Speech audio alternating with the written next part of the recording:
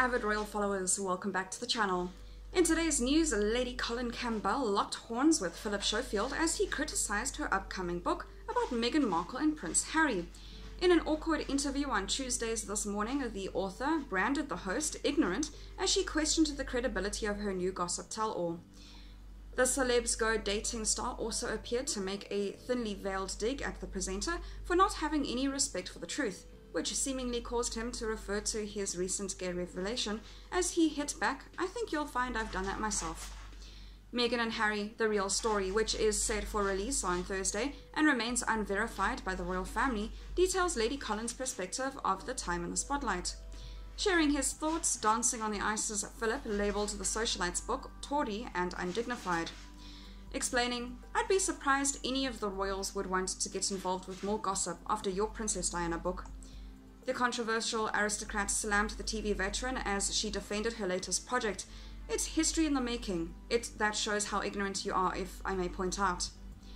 My Diana biography was named the most believable by People magazine, and had it not been for that biography, Diana would have thrown Prince Charles to the wolves." Lady Colin and Philip's disagreement escalated when he called her a gossip, to which she responded, "Everyone is a gossip. If you had any respect for the truth, you would be able to appreciate that people who actually stand up for and get counted and go against the tide understand the truth." Appearing to reference himself coming out as gay in February, the TV star said, "I think you'll find I've done that myself."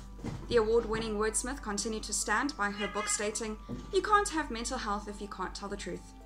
There seems to be a debate about whether people should stand up and be honest, or whether people should slink in the shadows and pretend. You can't have mental health if you can't tell the truth. "I don't understand," a confused Holly Willoughby admitted before the interviewee said, "You should understand." Lady Colin also shut down Diana's former butler Paul Burrell, who claimed that she doesn't know enough to write a book. The fiery star said, "I don't dignify anything Paul Burrell says. He's a disloyal servant, and I don't deal with servants.